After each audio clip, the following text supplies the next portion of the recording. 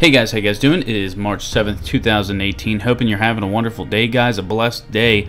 Here to talk to you guys about the possibility that more U.S. strikes against the Syrian regime may take place. We've heard over the past couple weeks that the United States of America, France, the UK, several other nations talking about chemical weapons use in Syria. They've come out and stated that if Assad uses chemical weapons, they may strike. It's not just Trump saying this. Macron said this last week.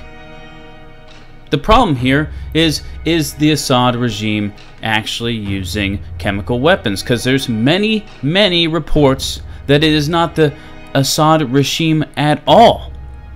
That you have third-party individuals who are carrying out these attacks, whether it be rebels backed by Russia, backed by the United States. Who knows? But right now, the majority of these attacks, the evidence doesn't point towards the Assad regime.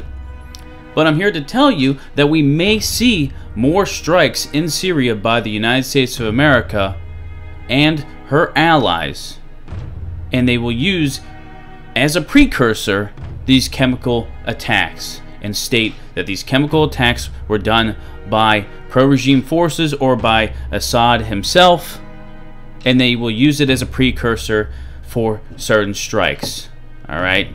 The ceasefire, quote-unquote ceasefire, that's supposed to be happening in Syria had this nice little loophole in it that unspecified terrorists could still be struck.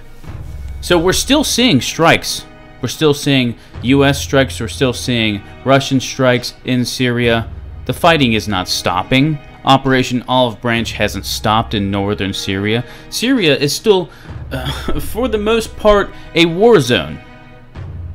And the people to blame at this point, because depending on your perspective, you're either going to blame the United States of America, you might blame Russia, you might blame Iran, Israel, Turkey, the Kurds, Assad himself. It's a very complex situation inside Syria, but where we stand right now is we have multiple Western nations that look like they're going to use these chemical attacks as precursors to strike Syria. So Syria is something we need to watch closely, as always, in the coming weeks.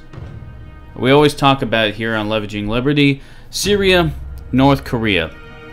Two flashpoints that could cause a global conflict. Alright, two catalysts that might start a war against greater powers.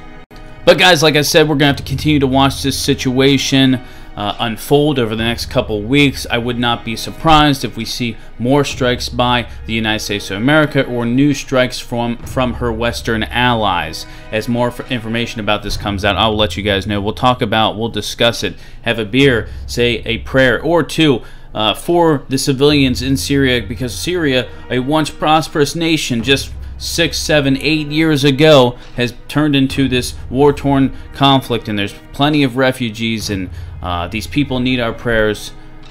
It's just a terrible situation. And guys, as always, keep your eyes to the skies. God bless.